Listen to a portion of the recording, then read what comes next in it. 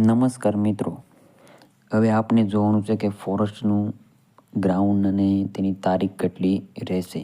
તો મિત્રો આપણે જોવાનું છે કે ગ્રાઉન્ડમાં કેટલું અને કયા કયા ગ્રાઉન્ડમાં આવશે અને કોને કોને વારો આ ગ્રાઉન્ડમાં આવશે. તો મિત્રો પહેલાં તો આપણે જોઈએ તો એની તારીખ પણ જાહેર કરી નાખવામાં આવેલ છે મિત્રો, અને તેનું ગ્રાઉન્ડ કેટલું રહેશે પણ તે આ ફોરેસ્ટ 2022-23માં જે લોકો આ પાસ થયા છે 823 જગ્યાઓ માટે, એના માટે આ એક્ઝામ ક્લિયર કરવા માટે છે. તો ઉત્તર ગુજરાત રિજિયનવાળા માટે પણ આમાં બધું જ, મધ્ય ગુજરાત, દક્ષિણ ગુજરાત અને સૌરાષ્ટ્ર રિજિયનવાળા માટે એ 4 એમ ભાગ પાડવામાં આવેલ છે. અને ફોરેસ્ટના ગાર્ડ માટે મહત્ત્વની એક અપડેટ આવી રહી છે મિત્રો. તો પહેલાં કઈ કઈ વિદ્યાર્થીઓમાં પરીક્ષા આપવામાં રહેશે. તો મિત્રો જે લોકોએ હજી સુધી તૈયારી નથી કરી એ આજથી તૈયારી કરવા લાગી જાય.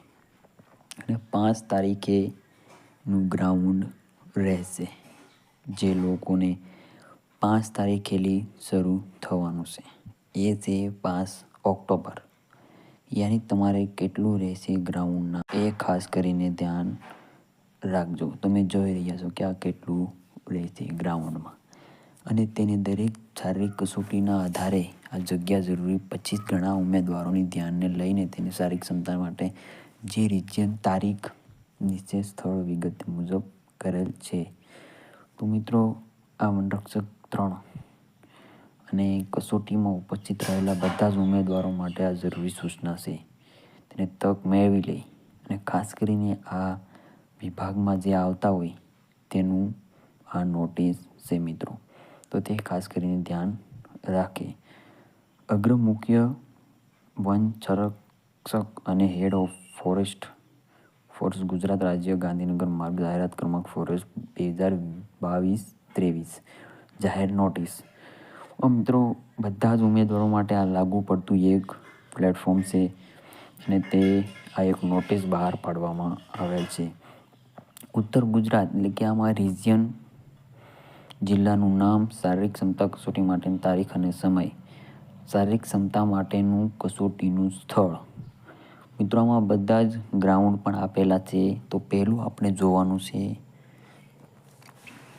કે ઉત્તર ગુજરાત રિજિયન એટલે કે ગાંધીનગર એ બાજુ બધા જ પેલું ગાંધીનગર રહેશે. જે લોકોનું ઉત્તર ગુજરાત રિજિયનમાં આવે છે સાબરકાંઠા, અમદાવાદ, અરવલ્લી, પાટણ, ગાંધીનગર, કચ્છ, બનાસકાંઠા એ તમે અહીંયા જોઈ રહ્યા છો. આ પહેલું રિજિયન છે, આ પહેલું રિજિયન. અને બીજું છે તે છે જિલ્લાનું નામ સાબરકાંઠા, અરવલ્લી, પાટણ, ગાંધીનગર, બનાસકાંઠા. શારીરિક કસોટીની ક્ષમતા માટેની તારીખ, આ સમય છે તારીખ 5 તારીખથી શરૂ થવાનું છે મિત્રો. તો સવારે 5થી લઈ અને 10 વાગ્યા સુધી ચાલશે. એ 6 તારીખ સુધી ચાલવાનું છે મિત્રો.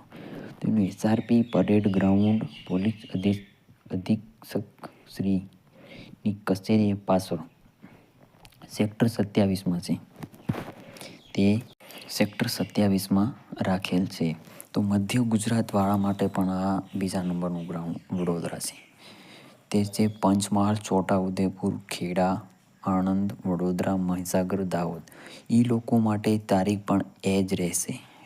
બધા માટે છે તારીખ 5થી 7. આ બદલી ગઈ છે. આ લોકો માટે 7 તારીખ સુધી ચાલશે. સવારે 5થી 10 એટલે કે 7 તારીખવાળા માટે પણ એનું એસઆરપી ગ્રાઉન્ડ એ છે પંચમહાલ, જિલ્લો Panchmahal. SRP parade ground SRP group 5 Panchamrut dairy પાસે, ગોધરા લુણાવાડા રોડ, કોલિયારી, ગોધરા, જિલ્લો પંચમહાલ. આ જિલ્લામાં તમારે ગ્રાઉન્ડ કરવાનું રહેશે મિત્રો. ને આ ત્રીજા નંબરનું છે એ મધ્ય ગુજરાતવાળા માટે છે. તો મિત્રો અને આ ત્રીજા નંબરનું ગ્રાઉન્ડ છે એ છે દક્ષિણ ગુજરાત માટે, એ છે સુરતવાળા માટે.